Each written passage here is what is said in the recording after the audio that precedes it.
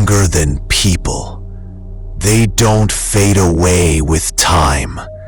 Instead, they grow darker, heavier, waiting for the next fool to walk into them. This one is about a building, not a house, not a hotel, but a tall, abandoned building in Boston, Massachusetts. A building that hides an elevator, cursed with blood, grief, and rage. 35 years ago, this building wasn't abandoned. It was known as the Granville Apartments. Families lived here, couples, students, workers. It was alive, full of voices, laughter, and everyday life. But on a stormy night in 1987, something happened that turned this place into a nightmare forever. Her name was Laura Miller, a young single mother.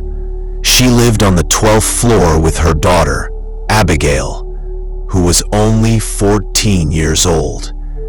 They were quiet, kind people, always keeping to themselves.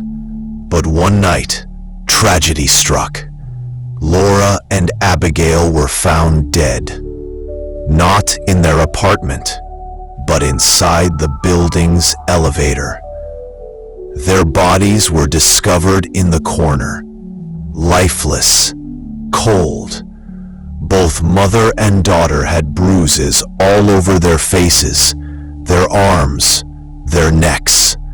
It was clear they had been beaten violently and then left to die inside that metal box. The elevator doors had been stuck halfway open, swaying with the draft of the hallway. The light above flickered as neighbors screamed at the sight. The small space smelled of iron and fear. The police rushed in. They investigated every inch. But something about this case was different. The elevator walls had streaks of blood, yet there were no fingerprints. No weapon was ever found. No signs of forced entry. Still, the police had one suspect. A man named Richard Hale, a tenant who had been seen arguing with Laura only days before. Witnesses remembered the shouting in the hallway, the threats, the anger. The police believed they had their man, so Richard was taken into custody. For days, detectives interrogated him. They searched his apartment. They looked for bruises, scratches, anything that might connect him to the crime. But every lead came up empty. No evidence, no confession, no proof. And in the end, the law had no choice. Richard Hale was released. Within a week, Richard packed his things. He, his wife, and their young son left the Granville Apartments for good. Neighbors said he didn't even look back once as he drove away. The case went cold. The killer or killers were never found. But the story didn't end there, because something inside that elevator did not rest. Soon after the murders, strange things began to happen. Residents whispered about an unwritten rule, a ritual that could never be performed. They said if you entered the elevator at exactly 11:55 p.m., press the button for the 12th floor once, and then press the button for the first floor 3 times, the elevator would take you somewhere else. Not up, not down, but to a floor that didn't exist. And with the doors opened, the spirits of Laura and Abigail would be waiting, angry, vengeful. From that night on, people began disappearing. Every time the elevator doors opened in the morning, there would be a body, a man, a woman, a stranger, dead. No bruises, no wounds, just a pale, drained corpse with wide open eyes, frozen in terror, and a face twisted in silent screams, as if their very blood had been sucked out of them. It didn't take long. The building emptied. People fled, and soon the Granville Apartments became the most feared building on the street. Locked, sealed, a monument of silence.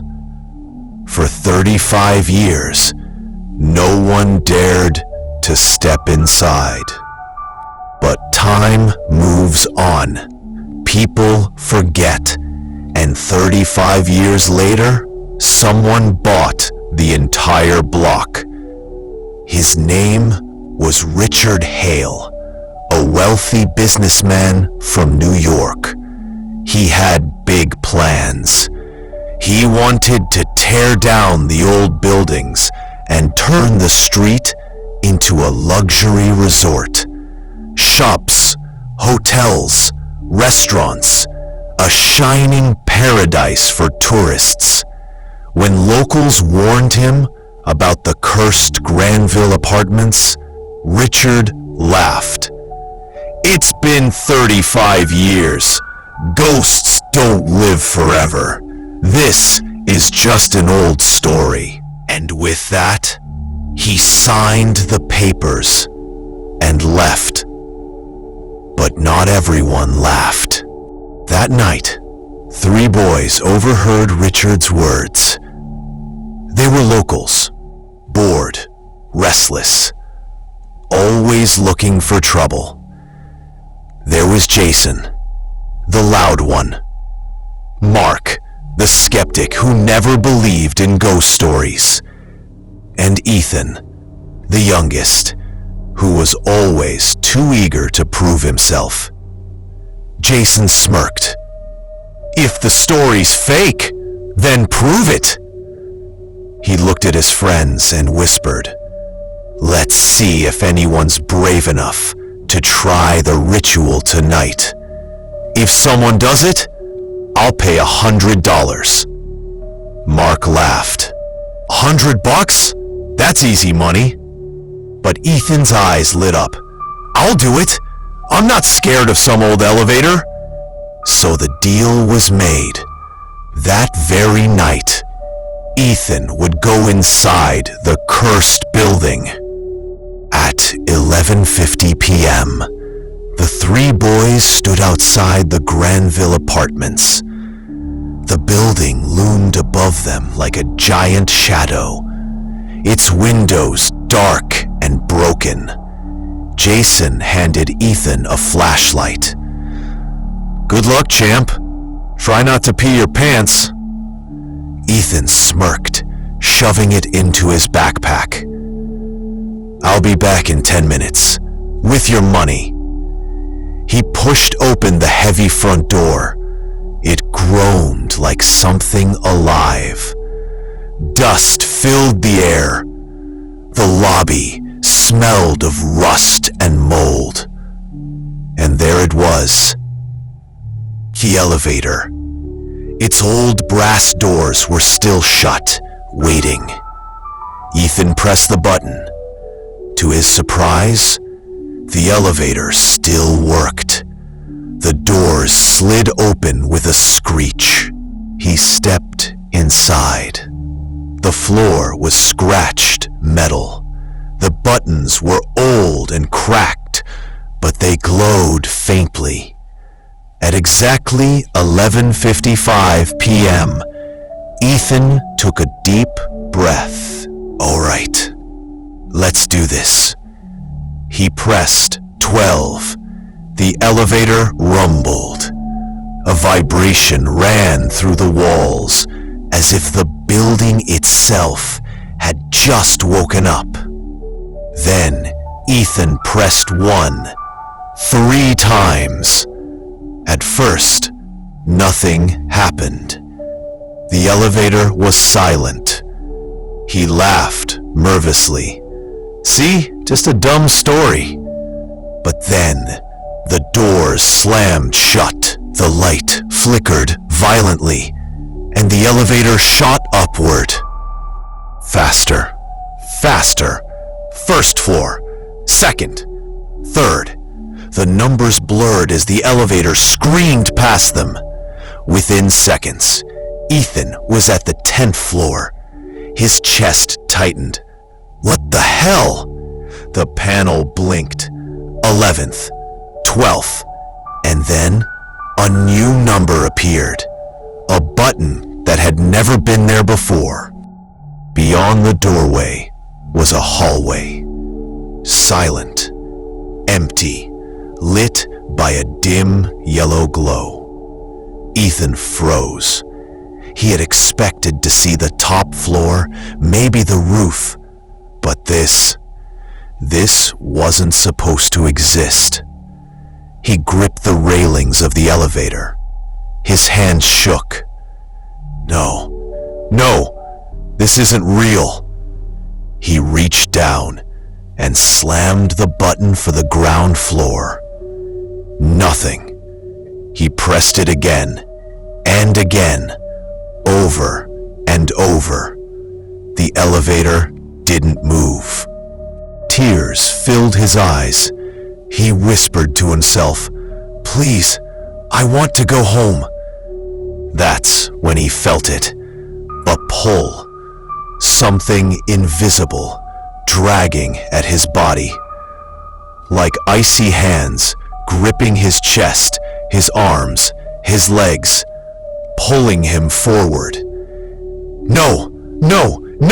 He grabbed the elevator's metal frame, holding on with all his strength. But the force was stronger. It yanked him, inch by inch, toward the hallway. His fingernails scraped against the steel. His legs kicked. His screams echoed. But it was useless. With one final, violent tug, Ethan was pulled out of the elevator into the darkness of the 13th floor. The doors slammed shut behind him.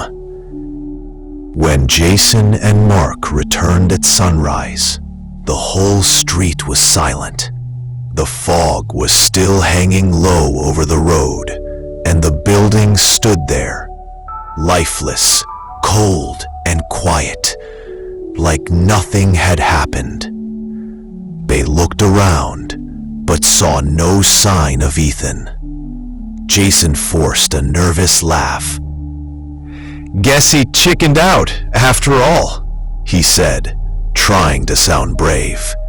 Mark smirked. "Yeah, maybe he never even came inside. Probably went home halfway through."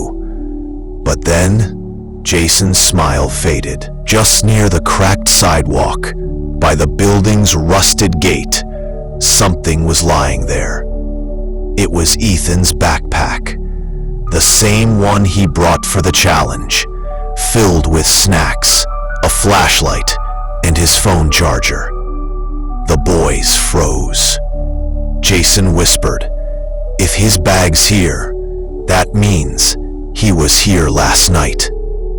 Mark swallowed hard, his throat dry.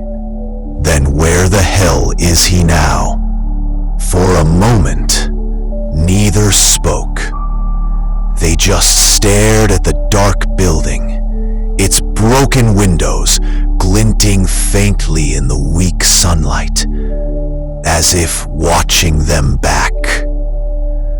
Mark muttered, "Maybe he's hiding, trying to scare us." Jason shook his head slowly. No, he wouldn't leave his bag. They waited for almost an hour, calling his name, circling the place, but Ethan never answered. That's when fear began to creep in for real. What if Ethan actually went inside? What if the stories were true? And just as they were about to leave, a black car pulled up nearby. The door slammed, and a tall man in a gray suit stepped out. Richard Hale, the new owner who had bought the whole street to build his luxury resort. His expression was angry, his voice sharp. "What the hell are you kids doing here?" he barked, walking fast toward them. Jason and Mark froze. "Sir, we were just—" "I don't care what you were doing," Richard shouted. "This is private property now. Stay away from this building." Jason tried to explain. "But our friend, he—" "Enough." Richard cut him off, his eyes narrowing as he glanced toward the old building. For a second, his face changed, like he'd seen something move in one of the upper windows. But he said nothing more. He just turned and walked back to his car. The engine started, and as he drove away, a cold wind blew across the street. The kind that feels like it's whispering something you shouldn't hear. Jason and Mark looked back one last time at the building. The elevator door inside the lobby, still faintly visible through the cracked glass, seemed to tremble just a little, as if someone or something was waiting for the next visitor.